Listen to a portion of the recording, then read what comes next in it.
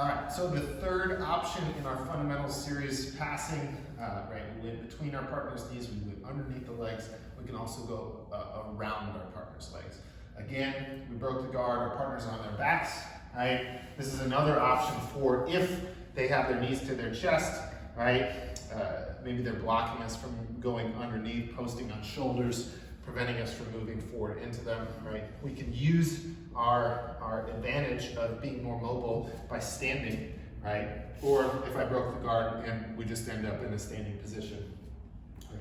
We're starting off in a not a neutral stance, so both my legs are not square with my partner here. Staggered stance, one of our legs is led. That's going to be in between our partner's legs. We are going to look to move forward, same placement of our hand on hip, lead side hand on hip, opposite side hand on the knee. I'm going to move into a squat and I'm going to step over top of my partner's leg, this inside leg, all right? Not to the point where I have to pass my leg in front of their hips where they can move underneath me, right? Just with my foot in line with my partner's hip here, right? So I'm looking to take that step and transition my weight to that foot.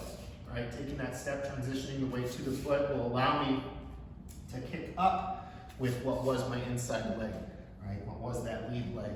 So we're using balance of our hand on our partner's hip, our leg outside of the hip, right? To step up and kick. Our grip on our partner's knee is going to make a semicircular motion here to cross our arms into an X. This is the X in the X pass, right?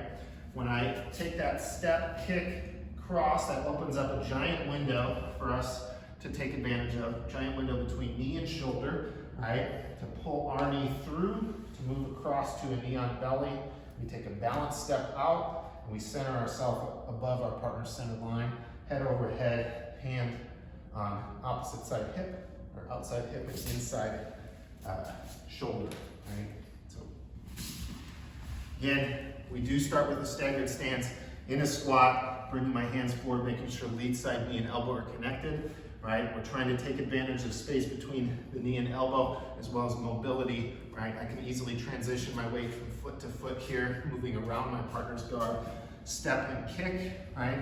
We're making sure to pass our partner's leg past our center line, right? Crossing our arms here, sitting through to our knee on belly. Right? One tip for moving into a solid knee on belly, not overemphasizing and dropping our weight too far forward, is when I take my step and kick, my head is going to go low as my heel moves high, this teeter-totter motion. Right?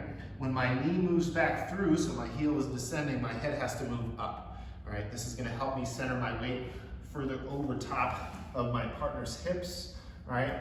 To easily balance myself on top of my partner's body, as opposed to if my head stays down, I just pull my knee into my chest, all of my weight starts to move forward, I lose my balance, I fall over top of my partner, right?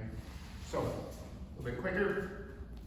We take our step interior, we have hand on hip and knee, step, kick, pass, and end up in our knee on belly, right?